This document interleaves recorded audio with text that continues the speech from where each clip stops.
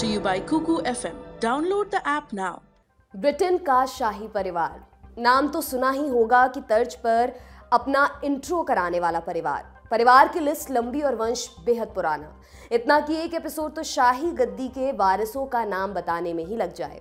साल 2022 शाही परिवार के लिए खास है। गालिब होते तो कहते उग रहा है दरो दीवार से सब्जा गालिब, हम बयामा में हैं और घर में बहार आई है। दुनिया की ही तरह ब्रिटेन भी ओमिक्रॉन से त्रस्त है, लेकिन बकिंघम पैलेस में कुछ अलग ही नज़ारा देखने को मिल रहा है। रानी एलिजाबेथ को गद्दी पर बैठे 70 साल होने जा रहे हैं, जिसके चलते शाही परिवार में जश्न का माहौल है। माहौल से इतर विंडसर कैसल में मौका की धुन भी बज रही है। मौका इसलिए कि पिछले कुछ सालों में शाही परिवार की पब्लिक में बहुत किरकिरी हुई है। पहले प्रिंस हैरी और उनकी पत्नी मेघन मार्कल ने ओपरा विनफ्रे के साथ हुए इंटरव्यू में शाही परिवार पर नस्ल भेद के आरोप लगा दिए। ये कम था कहने को कि बाद में दोनों ने शाही परिवार से इस्तीफा ही दे दिया। मतलब रख लो तुम अपनी गद्दी और अपना महल वाले टशन में, दोनों ब्रिटेन छोड़ अमेरिका में जा बसे। 70 साल पूरे होने पर शाही परिवार को लगा था कि इस मौके का इस्तेमाल जरा इमेज मेकओवर के लिए किया जाएगा, लेकिन ऐन मौके पर रंग में भंग पड़ गया है। शाही परिवार के एक राजकुमार पर लगे यौन शोषण के आरोपों के मामले में एक और नया मोड़ आया है।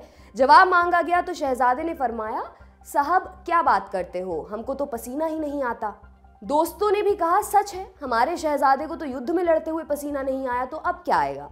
खैर, अब मामला पहुंचा है रानी एलिजाबेथ द्वितीय के पास और उन्होंने पसीने आने का पूरा प्रबंध कर दिया। सारे पदक वदक छीन लिए और पैसा भत्ता मिलने पर भी रोक लगा दी। नमस्कार, मेरा नाम है दिव्यांशी और आप देख रहे हैं लल्लन टॉप का इंटरनेशनल प्रसंगों से जुड़ा डेली बुलेटिन दुनियादारी। आगे बढ़ने से पहले आपके लिए एक जरूरी सूचना। दुनियादारी के इस एपिसोड के पार्टनर हैं कुकू एफएम। यहाँ आपको देश दुनिया, साहित्य, समाज, दर्शन, विज्ञान समेत कई विधाओं में ऑडियो बुक्स का खजाना मिलता है। ऑडियो बुक्स माने बोलने वाली किताबें, जिन्हें आप दूसरे काम करते हुए भी सुन सकते हैं। लल्लन टॉप का दोस्त होने के नाते आपके लिए खास ऑफर भी है। प्रीमियम सब्सक्रिप्शन पर 50% की छूट। ये ऑफर पहले 250 यूजर्स के लिए है। ऑफर का लाभ कैसे मिलेगा? बस प्रीमियम सब्सक्रिप्शन लेते समय LT50 का छोटू सा कोड आपको डालना होगा। और जानकारी चाहिए तो आप बढ़िए डिस्क्रिप्शन बॉक्स की तरफ, और हम वापस आते हैं अपने शो पर। शाही परिवार की मुश्किलें कम होने का नाम नहीं ले रही हैं। हैरी और मार्कल वाले एपिसोड से आगे बढ़े तो साल 2021 में शाही परिवार के लिए एक और बुरी खबर आई। पिछले साल 9 अप्रैल को क्वीन एलिजाबेथ के पति प्रिंस फिलिप की मृत्यु हो गई। अब इससे पहले आप पूछे कि क्वीन का पति प्रिंस कैसे हुआ, तो हम कहेंगे मत पूछिए साहब, राजा रानी की कहानी सदियों पुरानी है। अभी के लिए बस ये समझ लीजिए कि शाही परिवार में खून के हिसाब से गद्दी मिलती है। जॉर्ज पंचम की मृत्यु के बाद उनके बड़े बेटे एडवर्ड को गद्दी मिली। एक अमेरिकी महिला के प्रेम में राजा एडवर्ड ने गद्दी छोड़ दी। तब भी कुछ ऐसा ही हंगामा हुआ था जैसा प्रिंस हेनरी के राजशाही त्याग देने पर हुआ। एडवर्ड के बाद राजा बने जॉर्ज 6। बदमाश नहीं, भले आदमी थे। वक्त से पहले कैंसर के कारण उनकी मृत्यु हो गई। अब दिक्कत ये खड़ी हुई कि राजा जॉर्ज का कोई पुरुष वारिस पैदा नहीं हुआ था, इसलिए खून की परंपरा में जॉर्ज की बड़ी बेटी लिलिबेट को गद्दी मिली, जिसके बाद लिलिबेट बन गई रानी एलिजाबेथ II। एलिजाबेथ के पति थे प्रिंस फिलिप। चूंकि उनमें विंडसर खानदान का खून नहीं था, इसलिए वो राजा नहीं बन सकते थे। पहले प्रिंस चार्ल्स, लेडी डायना के पति, ये ही अगले वारिस हैं गद्दी के, यानी क्वीन एलिजाबेथ के बाद ये ही ब्रिटेन के राजा बनेंगे। 95 साल की उम्र में भी क्वीन एलिजाबेथ की सेहत को देखकर कहा नहीं जा सकता कि चार्ल्स राजा कब बनेंगे, लेकिन उससे पहले चिंता इस बात की कि तब तक चार्ल्स की गद्दी बचेगी भी या नहीं। 21वीं सदी के ब्रिटेन में दबी जबान में लोग पूछने लगे कि ये रानी, ये महल, इस सब का मतलब क्या है। देश चलाता है प्रधानमंत्री और वो कौन बनेगा ये चुनाव से तय होता है, तो ये महल और शाही ठाट बाट का खर्च जनता की जेब से क्यों जा रहा है। रानी एलिजाबेथ के कार्यकाल को 70 साल हो चुके हैं। अभी भी ब्रिटेन की 60% जनता राजशाही के पक्ष में है, लेकिन धीरे धीरे ये प्रतिशत गिरता जा रहा है, जो राज परिवार के लिए चिंता की बात है। प्रिंस चार्ल्स को अपनी फ्यूचर कुर्सी की फिक्र है, लेकिन कुर्सी के चौपायों में अपने ही सेंध लगाने में लगे हैं, और इनमें से एक है उनका छोटा भाई Prince Andrew. Duke of York की उपाधि रखने वाले एंड्रयू का जन्म हुआ था 1960 में। इतिहासकार और रॉयल लेखिका इंग्रिड सीवर्ड शाही फैमिली के मामलों में एक्सपर्ट मानी जाती हैं। शाही फैमिली के ऊपर उन्होंने कई किताबें भी लिखी हैं। उनकी एक किताब my husband and I the inside story of 70 years of the royal marriage के अनुसार बचपन से ही एंड्रयू उग्र स्वभाव के थे। वो कुत्तों को लात मारते और शाही गार्डों को चिढ़ाया करते थे। एंड्रयू ने स्कॉटलैंड के एक बोर्डिंग स्कूल में शिक्षा पूरी की, वैसे ही जैसे कभी उनके पिता प्रिंस फिलिप ने की थी। फिर ब्रिटिश नेवी को ज्वाइन कर लिया। जवानी के दिनों में इनके साथ एक नाम जुड़ा, रैंडी एंडी। काहे कि प्रिंस एंड्रयू पार्टियों की जान हुआ करते थे और उन्हें प्लेबॉय प्रिंस के नाम से भी जाना जाता था। बड़े भाई के साथ कभी कुछ खास संबंध नहीं रहे। चार्ल्स को लगता था कि एंड्रयू उनकी कुर्सी खाने के चक्कर में है।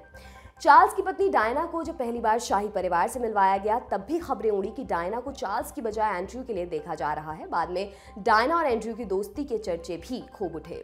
जवानी में अय्याशी के चलते खबरों में रहने वाले एंड्रयू की जिंदगी में चेंज आया 1982 में, जब अर्जेंटीना और ब्रिटेन के बीच फॉकलैंड युद्ध की स्थिति बनी। एंड्रयू ब्रिटिश नेवी में थे। युद्ध में एंड्रयू की जान को खतरा हो सकता था, इसलिए ब्रिटिश सरकार ने उनसे एक डेस्क जॉब पर जाने के लिए कहा। एंड्रयू ने इनकार कर दिया और तब रानी एलिजाबेथ ने अपने बेटे का साथ दिया। उन्होंने भी एंड्रयू को कॉम्बैट मिशन पर जाने से रोकने के लिए इनकार कर दिया। इस युद्ध में एंड्रयू ने एक्टिव कॉम्बैट मिशन में भाग लिया और नेवल हेलीकॉप्टर को पायलट भी किया। इस युद्ध में उनके साहस को देखकर जनता में उनकी छवि रातों रात बदल गई। अब वो एक वॉर हीरो बन गए थे। साल 1986 में उनकी शादी सारा फर्गसन से हुई और तब से वो ड्यूक ऑफ यॉर्क बन गए। एक दशक चली इस शादी में एंड्रयू पर कई बार बेवफाई के आरोप लगे और इन्हीं आरोपों के चलते 1996 में उनका तलाक भी हो गया।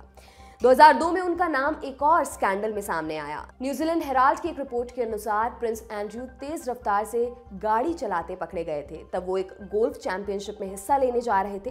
पुलिस अफसर ने उनकी गाड़ी रोक ली, लेकिन जब उन्हें पता चला कि अंदर प्रिंस एंड्रयू हैं तो उन्हें जाने दिया गया। साल 2012 में एक बार फिर से उनका नाम चर्चा में आया, जब प्रिंस एंड्रयू एक गगनचुंबी इमारत के 87वें माले से सिर्फ रस्सी के सहारे नीचे उतरे। ये सब एक चैरिटी के वास्ते किया गया था। माना जाता है कि एंड्रयू रानी एलिजाबेथ के सबसे प्रिय पुत्र हैं। इसका एक कारण तो है प्रिंस चार्ल्स और लेडी डायना का एपिसोड, जिसकी वजह से एलिजाबेथ और प्रिंस चार्ल्स के रिश्ते कटु हो चले थे। दूसरा कारण है एंड्रयू की पैदाइश का वक्त।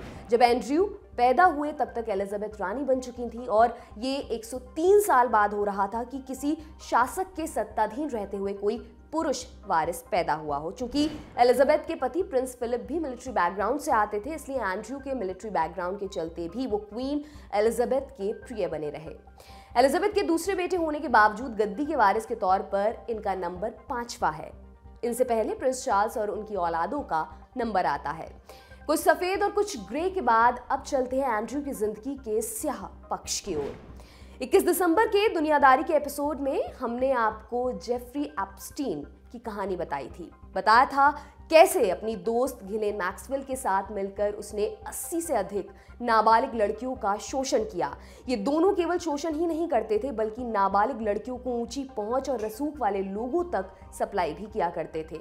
जेफरी एप्स्टीन ने 2019 में खुदकुशी कर ली थी। पूर्व अमेरिकी राष्ट्रपतियों बिल क्लिंटन और डोनाल्ड ट्रंप के करीबी बताए जाने वाले एप्स्टीन की लाश जेल की बैरक में मिली थी।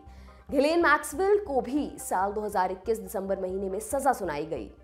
घिलेन मैक्सवेल और एप्स्टीन के साथ जिन लोगों का नाम जुड़ा उनमें से एक प्रिंस एंड्रयू भी थे। 2015 में एंड्रयू पर पहली बार आरोप लगा। एक महिला वर्जीनिया गुफ्रे ने आरोप लगाया कि जब वो 17 साल की थीं, जेफरी एप्स्टीन ने उन्हें प्रिंस एंड्रयू से मिलवाया था और तब प्रिंस एंड्रयू ने गुफ्रे का 3 बार रेप किया था।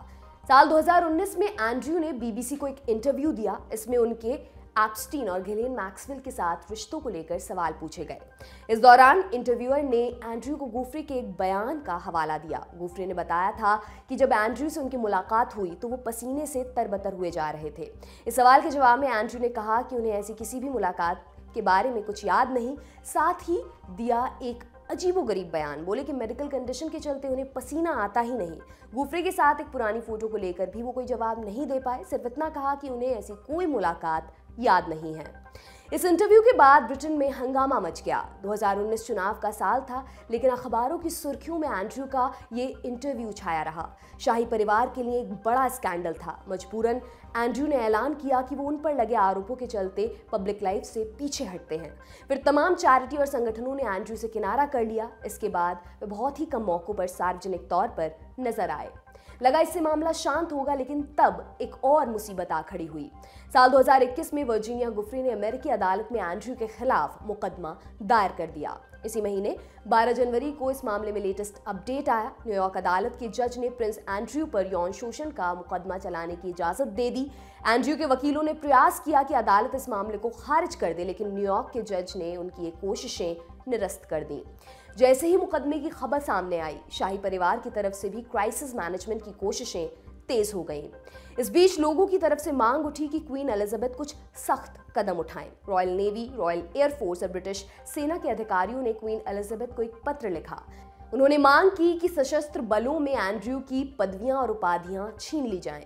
महारानी एलिजाबेथ राष्ट्राध्यक्ष होने के नाते थल सेना, नौसेना और वायुसेना की कमांडर इन चीफ हैं। राज परिवार के वरिष्ठ सदस्यों को सैन्य इकाइयों के मानद प्रमुख के तौर पर नियुक्त करने की जिम्मेदारी उन्हीं की है। प्रिंस एंड्रयू भी ग्रेनेडियर गार्ड्स के मानद कर्नल थे। ये वही गार्ड्स हैं जिन्हें काली टोपी और लाल पोशाक में बकिंघम पैलेस की सुरक्षा में तैनात किया जाता है। घिलेन मैक्सवेल के साथ उनके रिश्तों को लेकर भी कुछ नई बातें सामने आईं। बकिंघम पैलेस के शाही सुरक्षा अधिकारी पॉल पेज और युआन रेली ने दावा किया कि घिलेन मैक्सवेल और एंड्रयू का रिश्ता काफी करीबी था। उनके अनुसार घिलेन को कभी भी महल में आने जाने की अनुमति थी और कभी कभी तो वो एक दिन में 4 बार महल में जाया करती थी। इन सब खबरों के चलते इसी हफ्ते बकिंघम पैलेस को इस मामले में सख्त निर्णय लेना पड़ा। पैलेस ने आधिकारिक रूप से ऐलान किया कि प्रिंस एंड्रयू अपने सभी मिलिट्री पदवियों का त्याग करते हैं, साथ ही उनसे सभी शाही जिम्मेदारियां वापस ली जाती हैं। शाही परिवार को मिलने वाली सम्मान सूचक उपाधि हिज रॉयल हाइनेस भी उनसे वापस ले ली गई। इस स्टेटमेंट में आगे कहा गया कि प्रिंस एंड्रयू किसी सामाजिक जिम्मेदारी का निर्वहन नहीं करेंगे और अमेरिका में चल रहे केस को वो एक प्राइवेट सिटीजन के तौर पर लड़ेंगे। इस मामले में शाही परिवार से उन्हें कोई मदद नहीं दी जाएगी। प्रिंस हैरी के बाद ये 2 सालों में दूसरी बार जब शाही परिवार के किसी सदस्य से शाही पदवियां छीन ली गई हैं। इस मामले में आगे क्या होगा? न्यूयॉर्क अदालत में जो केस चल रहा है वो क्रिमिनल ना होकर सिविल केस है, इसलिए इस मामले में एंड्रयू के जेल जाने के चांसेस नहीं के बराबर हैं। लेकिन इस केस के चलते उनकी और किरकिरी जरूर हो सकती है, जो पहले ही बहुत हो चुकी है। अगर दोनों पक्ष किसी तरह का कोई सेटलमेंट करते हैं तो मुमकिन है एंड्रयू को गलती स्वीकार नहीं करनी पड़ेगी, लेकिन सेटलमेंट के चलते उन पर भारी आर्थिक बोझ पड़ सकता है, खासकर तब जब शाही परिवार से उन्हें मिलने वाला भत्ता भी रोक दिया गया है। मामला और खिंचा तो इस केस में ज्यूरी ट्रायल भी हो सकता है और एप्स्टीन के साथ प्रिंस एंड्रयू के रिश्ते को लेकर और बहुत सी जानकारियां बाहर आ सकती हैं। ये सब शाही परिवार के लिए नई मुसीबत खड़ी कर सकता है। कुल मिलाकर बात यह है कि साल 2022 शाही परिवार के लिए जश्न का मौका था, लेकिन प्रिंस एंड्रयू के केस के चलते ये साल भी शाही परिवार पर भारी पड़ता दिखाई दे रहा है। आगे इस मामले में जितने भी अपडेट्स आएंगे हम आपको उनसे रूबरू कराते रहेंगे। ये था हमारा बड़ी खबर सेगमेंट। अब चलते हैं सुर्खियों की ओर। पहली सुर्खी इंडोनेशिया से, जहां संसद ने एक बिल पास कर नई राजधानी के निर्माण को मंजूरी दे दी है। वर्तमान में इंडोनेशिया की राजधानी जकार्ता है, लेकिन यहां हर साल बाढ़ आती है और शहर का अधिकतर हिस्सा पानी में डूब जाता है। इसके अलावा शहर प्रदूषण की समस्या से भी जूझ रहा है। संसद में पास हुए बिल के अनुसार नई राजधानी जकार्ता से 2000 किलोमीटर दूर बोर्नियो द्वीप पर कालीमंतान के जंगलों में बनाई जाएगी। नई राजधानी के लिए $32 अरब का बजट रखा गया है। इंडोनेशिया के राष्ट्रपति हैं जोको विडोडो। संसद में बिल पेश करते हुए उन्होंने कहा कि नई राजधानी देश की पहचान बनने के साथ साथ आर्थिक विकास का केंद्र भी बनेगी। दूसरी सुर्खी हांगकांग से। यहाँ के एक पेट स्टोर में 11 हैमस्टरों के कोविड पॉजिटिव होने की रिपोर्ट आई है, जिसके चलते प्रशासन ने करीब 2000 हैमस्टरों को मारने का निर्णय लिया है। हुआ ये कि पेट स्टोर में काम करने वाले एक कर्मचारी को कोविड पॉजिटिव पाया गया। इसके बाद दुकान के एक ग्राहक में भी कोविड के लक्षण पाए गए। चूंकि हांगकांग शुरुआत से ही 0 कोविड पॉलिसी अपनाए हुए, इसके चलते पूरी दुकान को सील किया गया और वहां रखे पालतू जानवरों का कोविड के लिए टेस्ट किया गया। टेस्ट में 11 हैमस्टर कोविड पॉजिटिव पाए गए। इसके बाद प्रशासन ने शहर के 34 पेट स्टोर से खरीदे गए करीब 2000 जानवरों को मारने का निर्णय लिया है। सरकार ने आग्रह किया है कि जिन लोगों ने पिछले हफ्ते इन स्टोर से जानवर खरीदे हैं उन्हें सरकार के पास जमा करा दिया जाए। प्रशासन के इस ऐलान के चलते जानवरों के लिए काम करने वाली संस्थाएं डरी हुई हैं। उन्हें आशंका है कहीं लोग डरकर अपने पालतू जानवरों को छोड़ ना दें। आज का दुनियादारी यहीं पर समाप्त होता है। कल फिर मुलाकात होगी, इसी उम्मीद के साथ विदा लेती हूँ। शुक्रिया, शुभ रात्रि।